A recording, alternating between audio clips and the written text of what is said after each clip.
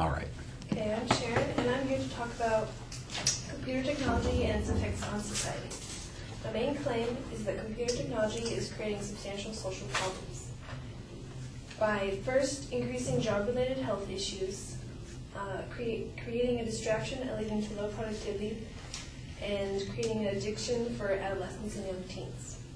So first off, computer technology increases job-related health issues. According to the article Health Hazards for IT Workers, written by Beth Stackpole, who spoke with a number of medical experts, IT professionals who commonly spend 10 or more hours a day working on a computer face a number of health issues, starting at nagging aches and pains, then leading up to life-threatening health conditions. The article states that an inactive workday combined with poor eating habits can lead to obesity, which can put your heart at risk and lead to a variety of other health issues. According to the Centers for Disease Control and Prevention's National Health and Nutrition Examination Survey, in 2005-2006, the abundance of obesity was 33.3% among adult men and 35.3% among adult women.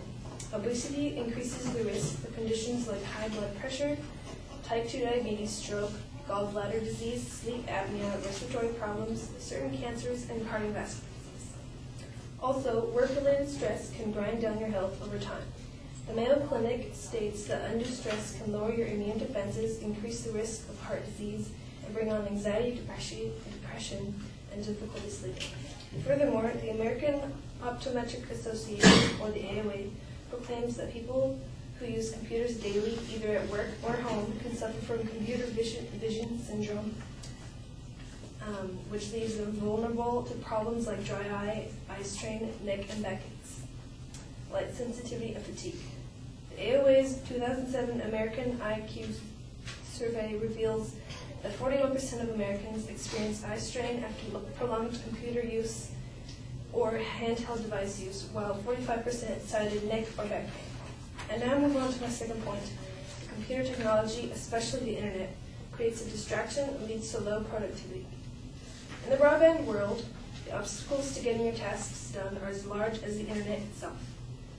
And in the workplace, that can add up to thousands of dollars in lost productivity.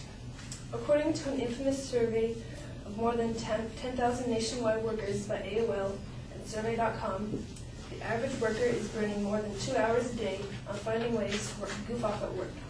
From that survey, the internet was on the top of the list of most popular methods. Nearly 45% of the respondents listed it as one of the ways they managed to fill their time at work. When the survey team did the math, it came up with a productivity waste to U.S. companies of $759 million. Furthermore, a study by Hewlett-Packard found that 62% of British adults are addicted to their email, checking messages during meetings, after working hours, and on vacations. Half of workers felt the need to respond to emails immediately or within an hour. And 1 in 5 people reported being happy to interrupt a business or social gathering to respond to an email or phone message. On the note of addiction, I now move on to my third point. Access to the internet is creating addiction for adolescents. In the past decade, the internet has become a widely used communication medium. Almost all Dutch adolescents use the internet for interpersonal communication, and 84% use the internet for real-time online communication, such as instant messaging and chatting in chat rooms. Instant messaging has become the most popular online communication function in both the Netherlands and the United States.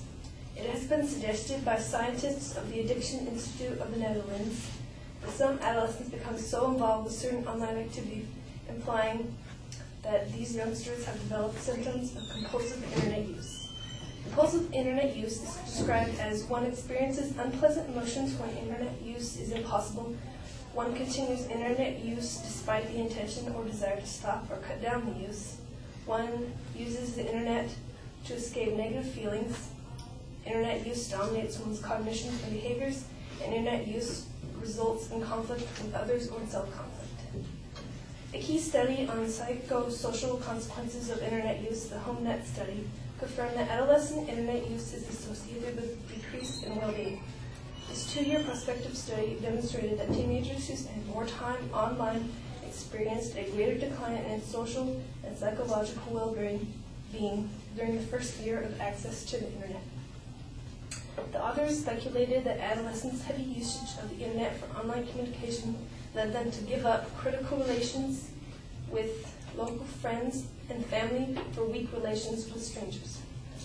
So, in conclusion, based on what I've said, I can now say that computer technology is creating substantial social problems by increasing job-related health issues, creating a distraction and leading to low productivity, and ultimately an addiction to the internet that can cripple one's ability to maintain a healthy social life. Thank you.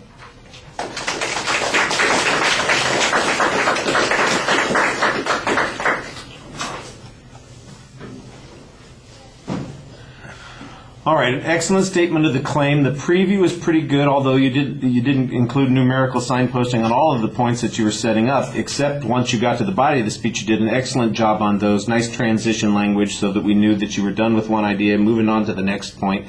So organizational issues are all fairly solid. I thought that you had excellent statistical information and very good testimony that you're using. You cite the sources also pretty consistently, so I like the evidence that you're trying to present here. Sometimes I think the inferences are a little bit broad, but the explanations are always clear. Your generalizations, based on the amount of information that you've provided, I think they certainly point in the direction of those problems. Whether or not they're convincing requires, well, we have to assess what counter evidence there is going to be on those particular points. Your audience contact is a little bit limited. You need to look at us a little bit more.